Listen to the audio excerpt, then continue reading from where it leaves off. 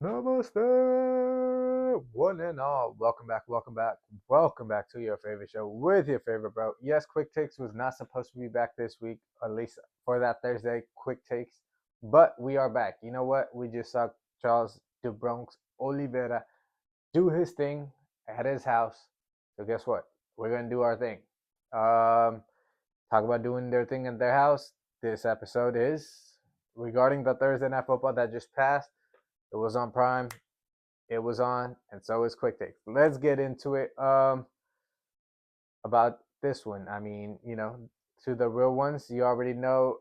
We do our picks the night before, so I'm not lying in this. To the new ones, I hope you guys, watch this, watch the previous ones, and the ones in the future, and stick with me. I do pick mine the night before, so I hope you guys do believe me when I say it.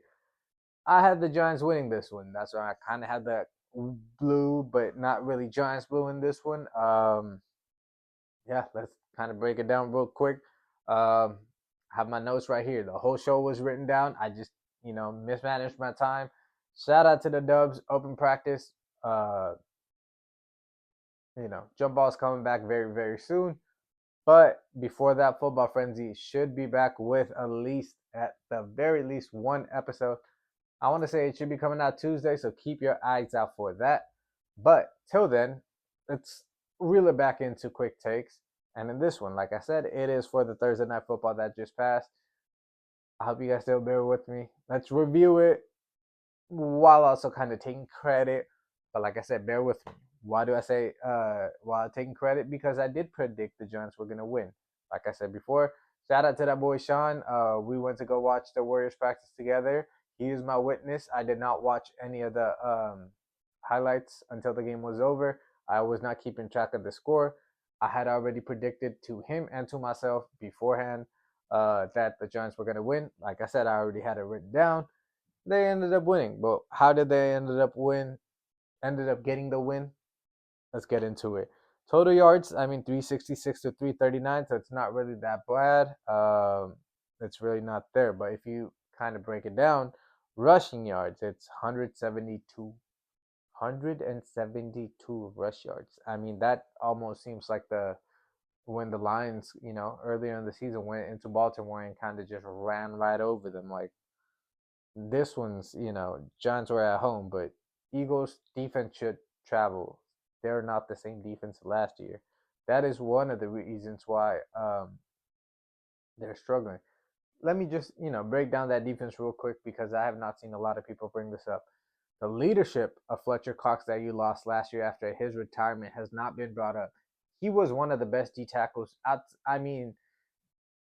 Fletcher Cox is right up there with your Aaron Donald, Chris Jones, Cam Hayward as some of the like top five interior guys. Him just not being mentioned, but when Jason Kelsey left, you know, that was overblown out of proportion. That kind of did not make sense. So you lost two key guys, and then you lost Josh Sweat on the interior. You lost, coordinators. Yes, you obviously are going to lose. Coaching staff, as you're doing better, you're more than likely going to lose. You didn't lose Vic Fangio this year, but he's kind of molding that defense into the way he wants it, but he doesn't have the players that he needs for that. Nolan Smith being hurt this year kind of does not help. They're still lacking pass rushers, pass rush in general. Um, Jalen Carter, respectfully, it looks like, getting to his head a little bit. Like already getting a Super Bowl in his first couple years. Now he's just thinking about his bag more than likely, more than Super Bowls. Could I be mistaken? Possibly. This is all just assumptions.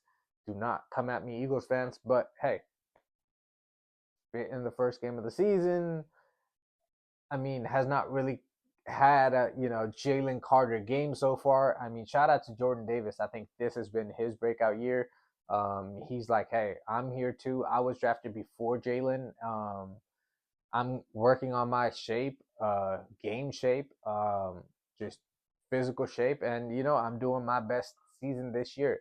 If you guys are not going to pay me, somebody else probably will in the open market. I hope somebody does. Hey, Raiders. But Jordan Davis is doing his thing. Byron Young, talk about former Raider, he's doing his thing. Talk about former Raiders, Jacorian Bennett, but he is hurt on the outside. So, not having Darius Slay, not having Isaiah Rodgers, not replacing those guys with adequate replacements, that's catching up with you as well. As safety, Reed Blankenship and Cooper DeJean, sure, you're doing well.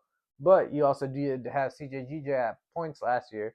Now you haven't, Makuba, who's solid, but there's a level drop off similar to that of the Chiefs. You had Eric Berry, then you went to Honey Badger, then you went to Eric Reed, and then now you're working with guys who can kind of suffice there with Brian Cook and those guys, but they're not the same level of players that they're used to in the defense. The communication kind of gets scattered amongst various other things. So Eagles are not the same team as last year, especially in this one. I did think Landon Dickerson being out, especially going up against Sexy Dexy, Nunez Roches, somebody who's carved out a great path.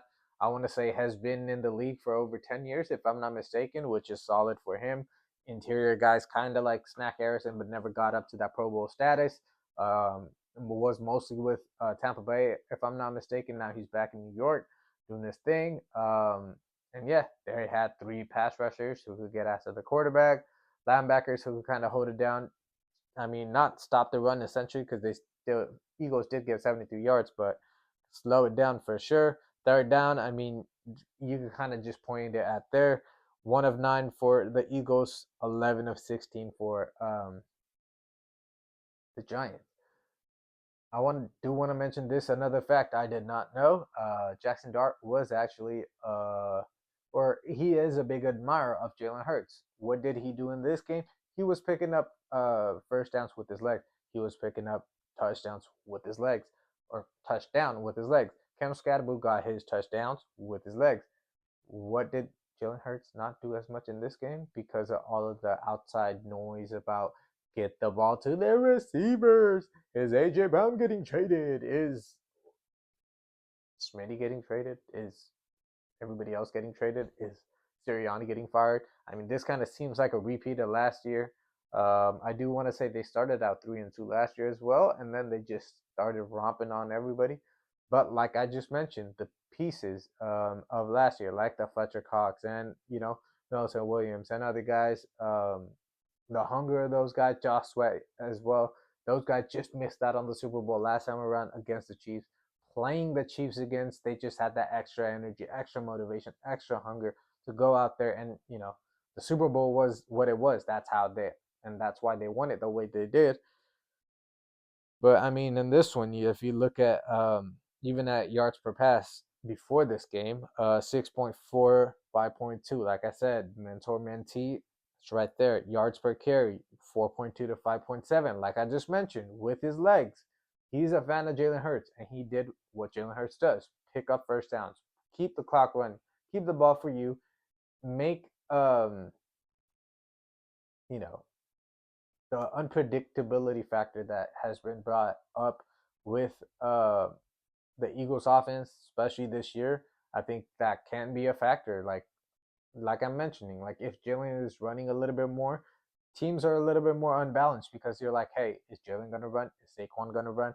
Is the ball coming over the top? Like I just feel like his legs have not been utilized as much. Kind of like the way that Joe Brady is utilizing Josh Allen out in Buffalo. I think that is the way Jalen Hurts needs to be utilized.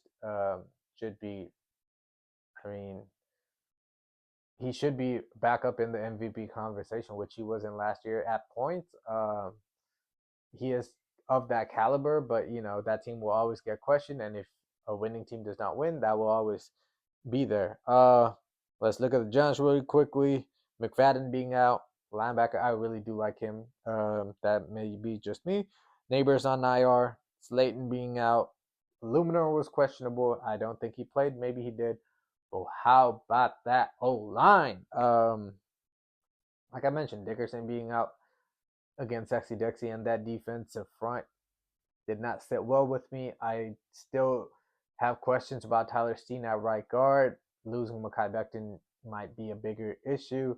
Lane Johnson has been regressing since last year. I want to say middle of last year. I think he has a lingering issue that maybe people have not been notified about or don't know about outside of the Eagles facility. All assumption. I am just spewing stuff out. There is no knowledge about any of this. So I am just assuming that maybe Lane's hurt a little bit with nagging injuries, because he is in his 30s now, playing off in tackle, all of that. More than likely, that is to follow in a career like his. Hope not, obviously, but it could be a thing. Jordan Mailata, from the way I heard him and his, I don't want to say body language, but it just felt like he kind of felt accomplished. Got his Super Bowl, got some money. Boys from down under. Doesn't really matter about America for him. Probably not. Probably got land and stuff bought back home. Just could go back, settle down, and be back with his family. Like, this was just a job for him. Like how NBA fans talk about Jokic, Jordan Mailata, I feel like is of that elk. Like, he just goes down under, does his thing, comes here, does his job, and then goes back. And like, after a certain amount of money, like, you're like, all right, do I really want to go do this? Like, you already got the Super Bowls, you already got the All Pros, you already got the Pro Bowls. Like, what is really there to come? Like, more than likely, you're never going to be known as the best left tackle, which is fine. But one of the better ones, yes. And then you could just retire off in the sunset. So all of this is still just a presumption. I am just guessing in that, but something for the Eagles to keep an eye on. O line, D line, Howie. O line, D line. So with that being said, I do want to bid farewell adieu. I will just be seeing you guys tomorrow again for the Sunday slate of action. I hope you guys tune into that. Till then, go show some love on the Warriors practice and other stuff. And you already know what it is. 1, 2, 3.